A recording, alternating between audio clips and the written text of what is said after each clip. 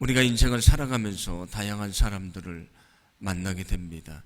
정말 우리에게 기쁨을 주기도 하고 우리에게 행복을 주는 사람을 만나기도 합니다마는 때로는 우리를 정말 힘들게 하고 또 고통스럽게 하는 사람을 만나게 될 때도 있습니다. 여러분도 살아오시면서 아마 여러분을 힘들게 하는 사람을 만나셨을 텐데, 어떤 사람에게는 학교 다닐 때 자기를 괴롭혔던 친구일 수도 있고요. 어떤 사람은 직장의 동료일 수도 있습니다. 함께 살아가는 이웃이 힘들게 할 때도 있습니다. 우리가 인생을 살면서 우리에게 정말 기쁨을 주는 사람들만 만나는 것이 아니고 그렇지 않은 사람을 만나게 될 때가 있습니다.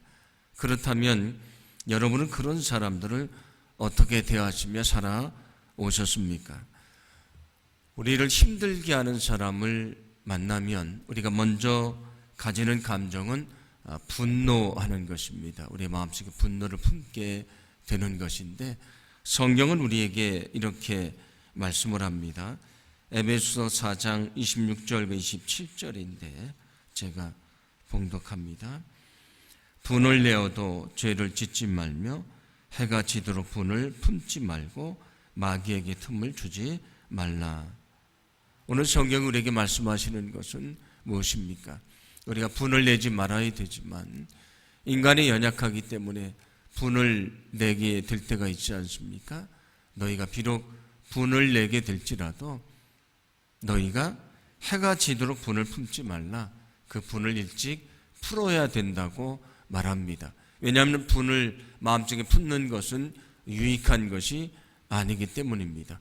오늘 성경은 이어서 뭐라고 말씀합니까? 분을 품는 것은 마귀에게 틈을 주는 것이다.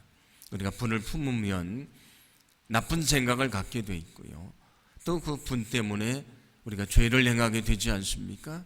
그러니까 분을 품는다는 것은 유익한 것이 아니다. 그것은 마귀에게 틈을 주는 것이다. 우리를 죄에 빠지게 하는 것이라고 말씀을 합니다. 전도서 7장 9절도 이렇게 말씀을 하는데 함께 봉독합니다.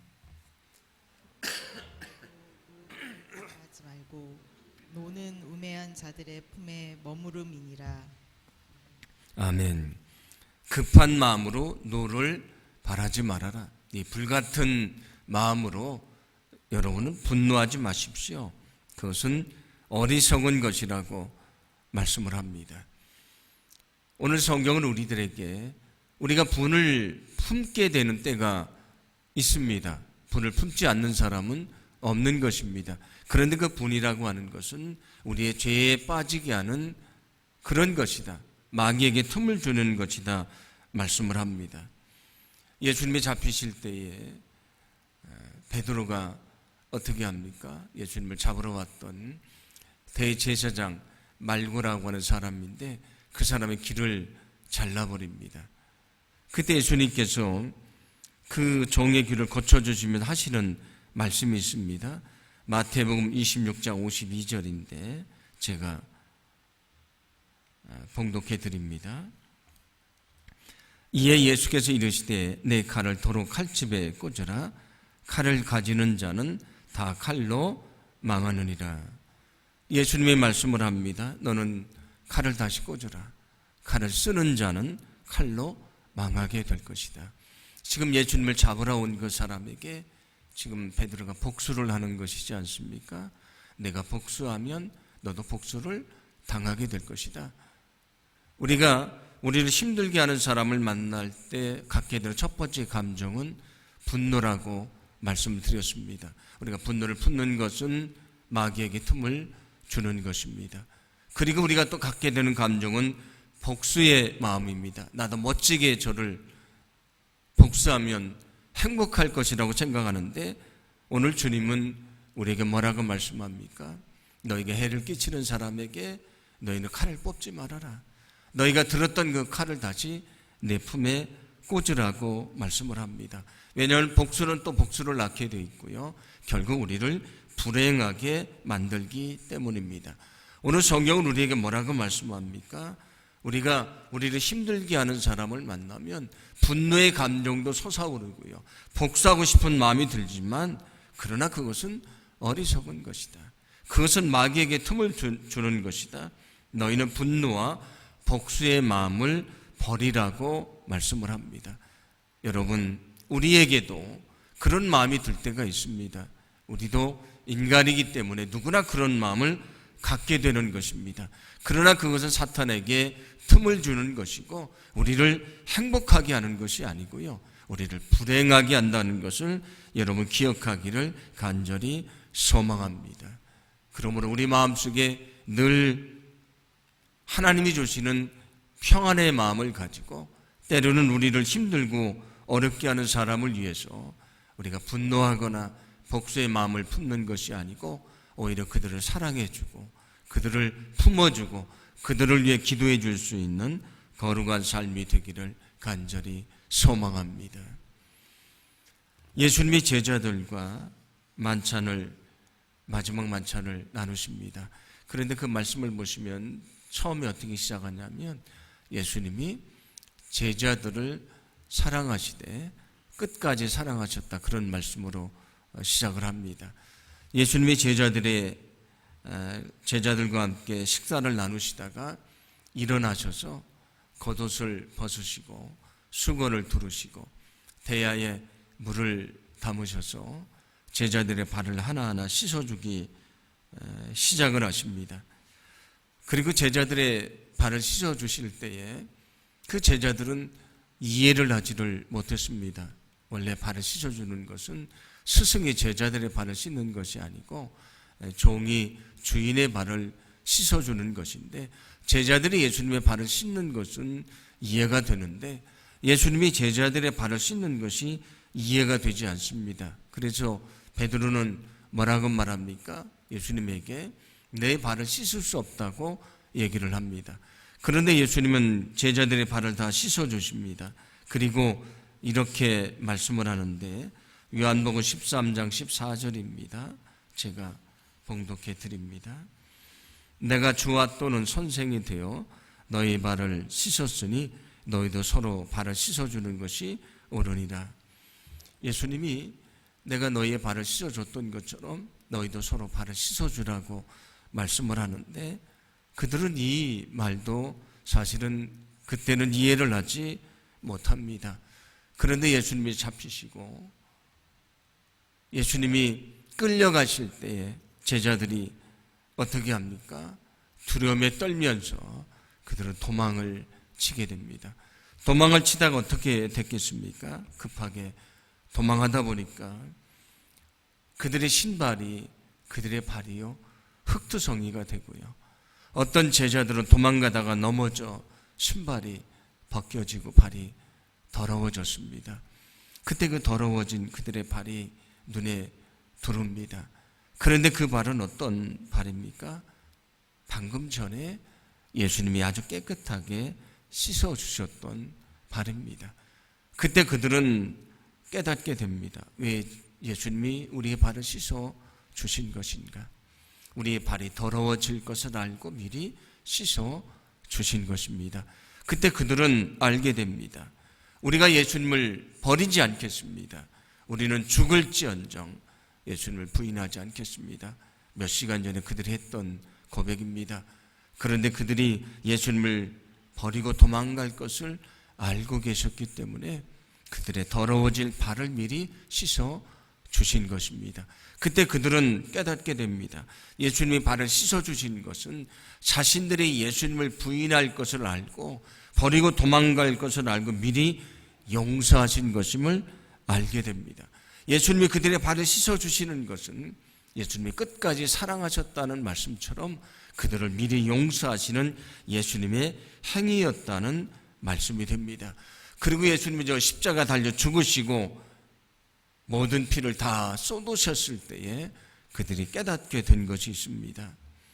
예수님이 그 물로 자신들의 발을 씻어줬던 것처럼 예수님이 십자가 달려 죽으시고 온갖 피를 다 흘리심으로 그 피로 우리의 죄를 씻어주셨음을 알게 됩니다. 요한일서 1장 7절 말씀인데 이렇게 말씀을 합니다. 함께 봉독합니다. 그가 빛 가운데 계신 것 같이 우리도 빛 가운데 행하면 우리가 서로 사귐이 있고 그 아들 예수의 피가 우리를 모든 죄에서 깨끗하게 하실 것이요. 아멘. 아멘. 예수님의 피가 우리를 모든 죄에서 깨끗하게 하실 것입니다. 그들은 예수님이 그 물로 자신들의 발을 씻어 주셨던 것처럼 그 보혈의 피가 자신의 죄를 씻어 주신다는 사실을 알게 됩니다. 그들은 예수님이 자신들의 발을 씻어 주시는 것을 통해 깨닫게 된 것이 있습니다. 그것은 바로 용서하시는 사랑입니다. 그들을 용서하시는 주님이 뭐라고 말씀합니까? 내가 너희의 발을 씻어줬던 것처럼 너희도 발을 씻어주는 자가 되어야 된다. 내가 너희를 용서한 것처럼 너희도 용서하는 자가 되라고 말씀하십니다. 오늘 성경이 우리에게 그것을 말씀해 줍니다. 오늘 봉독한 에베소서 4장 32절 제가 다시 봉독해 드립니다. 서로 친절하게 하며 불쌍히 여기며 서로 용서하기를 하나님이 그리스도 안에서 너희를 용서하심과 같이 하라. 아멘. 우리 마음속에 분노가 일어나고요. 내가 정말 복수를 하고 싶고 용서할 수 없는 사람이 있습니다. 뭐라고 말씀합니까? 그들을 친절하게 대해줘라. 그들을 오히려 너희는 불쌍히 여기라고 말씀해 줍니다. 오늘 주님이 우리에게 요구하시는 사랑은 무엇입니까? 주님이 우리를 용서하신 것처럼 용서하라는 것입니다. 여러분, 주님이 용서하신 것처럼 우리도 용서하며 살아가야 된다는 것을 기억하시기를 바랍니다. 우리가 사람들을 용서해 줘야 되는 이유가 있습니다. 이미 우리는 용서를 받았기 때문입니다. 한량없는 헤아릴 수 없는 은혜를 받은 사람입니다. 그런데 우리가 그 은혜를 베풀지 않는다면, 용서하지 않는다면 저 십자가의 은혜를 저버리는 것입니다. 그러므로 주님이 우리를 용서하셨던 것처럼 저와 여러분이 그 주님의 마음을 품기를 간절히 소망합니다. 때로 우리 마음속에 분노가 치밀어 오를 때도 있고요, 복수의 마음이 생길 때도 있지만 주님이 나를 위해 죽으신 것을 기억하면서 그 마음을 가지고 우리가 그들을 위해 기도해주고 그들을 친절하게 대하고 오히려 그들을 불쌍히 여겨주고 그들을 위해 기도하고 먼저 그들을 향해 손을 내밀고 그들을 용서할 수 있는 저와 여러분의 삶이 되기를 간절히 소망합니다. 우리가 용서를 안다고 능력이 되는 것이 아닙니다. 우리가 그들을 찾아가서 우리가 먼저 손을 내밀고 용서할 때에 거기 하나님의 역사가 나타납니다. 그래서 이 책에서는 여러분은 용서를 실천해 보라고 말합니다. 용서를 안다고 능력이 되지 않기 때문에 여러분은 용서를 하는 것을 훈련하십시오라고 말합니다. 왜냐하면 거기에 참된 행복이 있기 때문입니다. 그래서 오늘 이 책에서는 우리가 용서를 하기 위한 몇 가지 과정을 얘기를 합니다. 첫 번째는 당신이 용서해야 할 것들을 먼저 정해보라고 얘기를 합니다. 내가 용서해야 될 사람이 누구인가? 내가 용서해야 될 일이 무엇인가? 깊이 생각해보라, 그렇게 얘기를 합니다. 그러면서 두 번째는 왜 마음이 상했는지를 자문해보라, 그렇게 얘기를 합니다. 내가 왜 그때 마음이 상했는가? 왜 내가 상처를 받았는가? 왜 내가 배신감을 느꼈는가? 그것을 아주 깊이 생각해보라고 얘기를 합니다. 세 번째는 그 문제를 가지고 하나님 앞에 나아가라고 얘기를 합니다. 하나님 앞에 나아가서 억울하면 억울하다고, 분노가 치밀으면 내가 정말 그런 분노가 치밀온다고, 그렇게 하나님 앞에 간절히 기도하라라고 얘기를 합니다. 우리가 시편에 있는 시편은 기도인데 거기는 아주 좋은 기도만 있는 것이 아니고요, 자기를 괴롭히는 사람에 대한 그 분노를 토로하는 그런 기도들이 많이 있습니다. 그 분노를 가지고 하나님 앞에 나아가라, 하나님의 엎드려서 여러분의 마음을 다 아뢰라고 얘기를 합니다. 언제까지? 화가 나지 않을 때까지, 내 마음이 평안할 때까지 기도하라고 얘기를 합니다. 그런데 그렇게 기도했는데도 여전히 화가 난다면 다시 기도해라. 그리고 하나님에게 여러분의 억울한 마음을, 여러분의 분노가 치밀어오는 그런 마음을 하나님께 아뢰라고 얘기를 합니다. 그래서 하나님이 마음속에 평안을 주셨다면 해야 될 일이 있습니다. 네 번째는 나를 힘들게 하는 상대방에게 찾아가서 존중하는 마음으로 정중히 말하라는 것입니다. 자신의 감정도 정중하게 말하고요. 먼저 찾아가서 손을 내밀고 화해를 요청하라, 그런 얘기입니다. 물론 그것이 쉬운 것은 아니지만 우리에게 반드시 필요한 것이라고 얘기를 합니다. 물론 그 사람이 받아줄 수도 있고요, 받아주지 않을 수도 있습니다.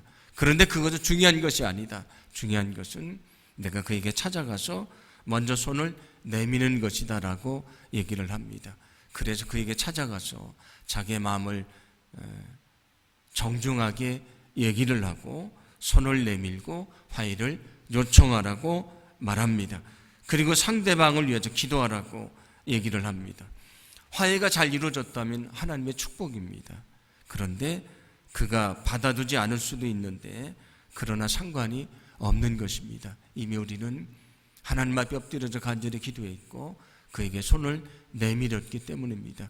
그 이후에는 주님이 책임져 주시고 또 그의 마음을 변화시켜 주시고 다시 화해의 자리로 나가게 하실 것이라고 얘기를 합니다. 그리고 마지막 여섯 번째는 뭐냐면 분노에 대해서 장례식을 치르라, 그렇게 얘기를 합니다. 그러면서 한 가지 이야기를 들려주는데, 그 목사님이 섬기는 교회에 한 교인이 있는데 자기 아내가 직장 생활을 하는데 그 직장의 상사가 그 아내를 몹시 힘들게 합니다. 그 아내가 직장에서 끝나고 오면은 자기 힘들었던 얘기를 하는데 이 남편이 분노가 올라와서 견딜 수가 없습니다. 그래서 자기가 그 상사에 찾아가서 자기가 분노하는 마음을 표출을 하려고 이렇게 편지를 썼습니다. 그런데 그는 그 편지를 가지고 그 상사에게 간 것이 아니고 목사님을 찾아옵니다. 그리고 성냥을 들고 와서 목사님에게 그렇게 요청을 합니다. 기도해달라고 요청을 하면서 그 사람이 뭐라고 말하냐면, 분노가 나를 불태우기 전에 우리가 이 편지를 불태웠으면 좋겠습니다.